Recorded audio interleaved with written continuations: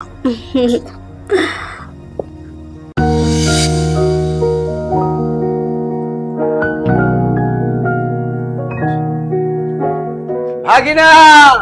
দেখ কাকে নিয়ে আসছি। আরে মামা, বাহ, খুবই ভালো কাজ করছো মামা। এতদিন ধরে তোমাকে বলছিলাম না যে তুমি একটা বিয়ে করো বিয়ে করো, কিন্তু তুমি শোনো নাই। আর দেখো না, আমাদের বাসাতে একদম ফাঁকা, কোনো মেয়ে মানুষ নাই। আর তো এই বিয়েটা করা কিন্তু খুব জরুরি ছিল, কিন্তু তুমি আমার কোনো কথাই শোনো নাই। আজকে তুমি যে কাজটা করছো আমি অনেক খুশি হয়েছি মামা। আমার লক্ষ্মী মামি, মামির চেহারাটা অনেক সুন্দর, অনেক কিউট মামি। তুমি অনেক ভালো কাজ করছো মামা। তোর এই পেতানিতি সবসময় বিয়ে করতে বলতি। মামা, মামির নিয়ে তাড়াতাড়ি রুমে যাও। ঠিক আছে, এই গরম গরম দুধ দিয়ে আসবি। আপনি যান সাহেব, আমি নিয়ে আসতেছি। যাও যাও।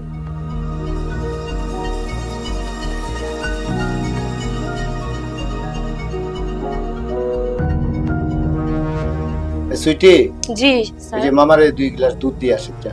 আচ্ছা।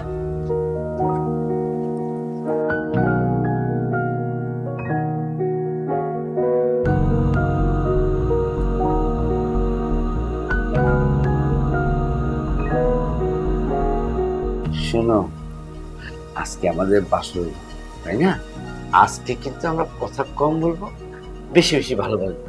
তোমাকে কিছু কথা বলে রাখি। আমার বাসায় যে আমার ভাগিনাটা আছে না, ওর মা কিন্তু অনেক বছর আগে মারা গিয়েছে। আর আপা আমাকে মারা যাওয়ার আগে বলে গিয়েছিল ওকে আমার দেখে রাখিস। এই আমি ওকে ছোট থেকে বড় করেছি, কোনটা অটুটি রাখিনি, তাকে সব দিয়েছি। তাই তুমি তো আমার স্ত্রী, তোমার আজকে থেকে কর্তব্য ওর সব দিকে তুমি খেয়াল রাখবে, কেমন? হ্যাঁ, ও যাতে কোনো কষ্ট না পায়, ওকে সবসময় হাসি খুশি রাখবে। এটা আমার আমার কথা, তোমার স্বামীর কথা, এটা তুমি অক্ষর অক্ষরে পালন করবে, কেমন? আচ্ছা, যাই হোক, আপনি কোনো কিছু নিয়ে চিন্তা করবেন না। আমি আপনার পরিবারের সবার খেয়াল রাখবো। আচ্ছা, এই চল, আজকে আমাদের বাসর রাত। বাসর রাতে আজকে আমরা কথা কম বলবো, শুধু ভালোবাসাটা বেশি দেব, কেমন? ঠিক আছে। আরে তুমি এইভাবে রাখছো কি?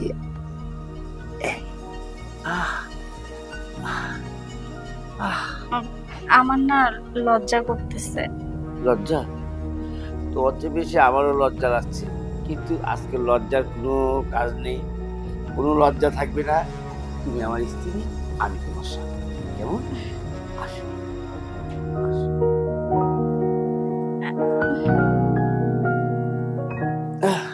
কি ব্যাপার? কি হলো আপনার? উঠে গেলেন কেন? আসলে কি, আজকে তো প্রথম, মানে অনেকদিন পর তো, এই কারণে তাড়াতাড়ি একটু হয়ে গেছে। অসুবিধা নেই, রাতের থেকে একদম কড়াকড়ি ভাবে চলবে, কেমন?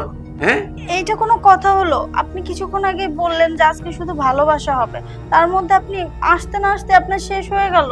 বুড়ো মানুষ তো, একটু একটু হয়, আবার সব ঠিক হয়ে যাবে। ঠিক আছে, অভ্যাস নেই তো অনেকদিন যাবত, সেটার জন্য হয়েছে।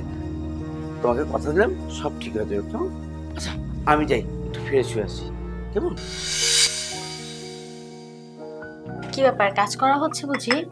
আরে মামি, আমার জন্য চা নিয়ে আসছো? থ্যাংক ইউ মামি। হ্যাঁ, নিয়ে আসলাম। তোমার মামা বলছে সবসময় আমি যেন তোমার খেয়াল রাখি, তাই আর কি। হ্যাঁ, তুমি তো আমার অনেক কেয়ারিং করো, কিন্তু মামার কেয়ারিংটা ঠিক মতো করতেছো তো? হ্যাঁ হ্যাঁ, হচ্ছে। আচ্ছা ঠিক আছে, আমি রুমে যাচ্ছি। ভালো, বসো, তোমার সঙ্গে একটু কথা আছে। আচ্ছা মামি, ইদানিং দেখতেছি যে তোমরা দুজনে খুব ঝগড়া করো, কি বিষয়টা কি?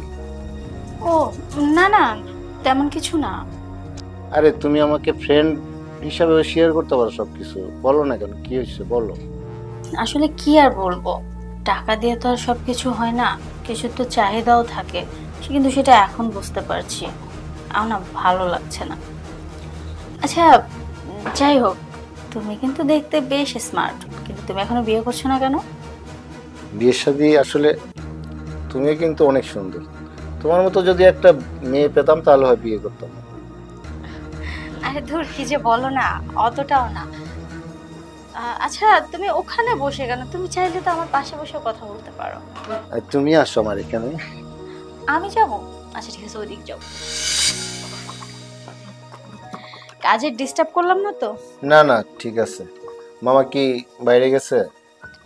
হ্যাঁ, ও, জানো তোমার মামাকে বিয়ে করে না মানে খুব ট্রমার মধ্যে দিয়ে যাচ্ছি। আসলে একটা সুন্দর মুহূর্ত কাটানোর জন্য তো কাউকে না কাউকে প্রয়োজন হয়।